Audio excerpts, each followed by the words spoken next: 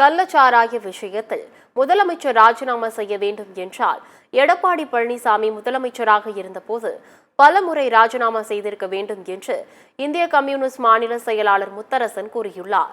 இந்திய கம்யூனிஸ்ட் கட்சியின் வழக்கறிஞர்கள் அணியின் மாநில கூட்டம் திருச்சியில் இன்று நடைபெற்றது. இந்த கூட்டத்தில் மாநில செயலாளர் முத்தரசன் கலந்து கொண்டார்.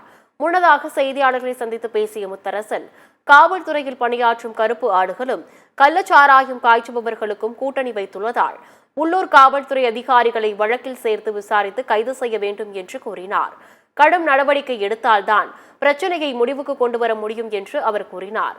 கள்ளச்சாராய விஷயத்திற்கு முதலமைச்சர் ராஜினாமா செய்ய வேண்டும் என்று எடப்பாடி பழனிசாமி கூறியிருப்பதை குறிப்பிட்ட முத்தரசன், இந்த விஷயத்திற்கு முதலமைச்சர் ராஜினாமா செய்ய வேண்டும் என்றால் எடப்பாடி பழனிசாமி முதலமைச்சராக இருந்தபோது பல முறை ராஜினாமா செய்திருக்க வேண்டும் என்று கூறினார்.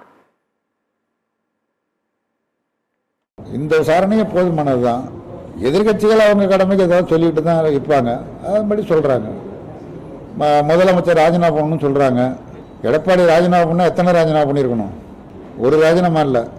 அது அமைச்சர் முதலமைச்சராக இருந்தே இருக்க முடியாது. தூத்துக்குடியில் துப்பாக்கி நடந்தது.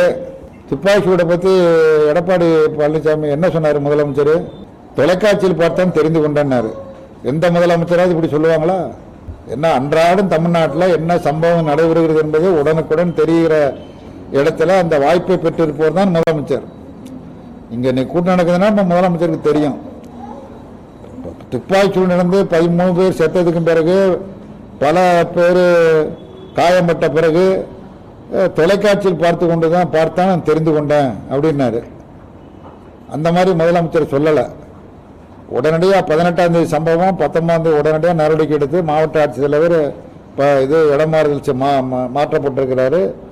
எஸ்பி உள்பட பல பேர் தற்காலிக பணி நீக்கம் செய்யப்பட்டிருக்கிறாங்க. பாதிக்கப்பட்டவர்களுக்கான உதவிகள் அளிக்கப்பட்டிருக்குது. சட்டமன்றத்தில் சொல்றாங்க, ஓடி ஒழிய மாட்டேன் அப்படின்னு சட்டமன்றத்திலையும் முதலமைச்சர் சொல்லியிருக்கிறாரு.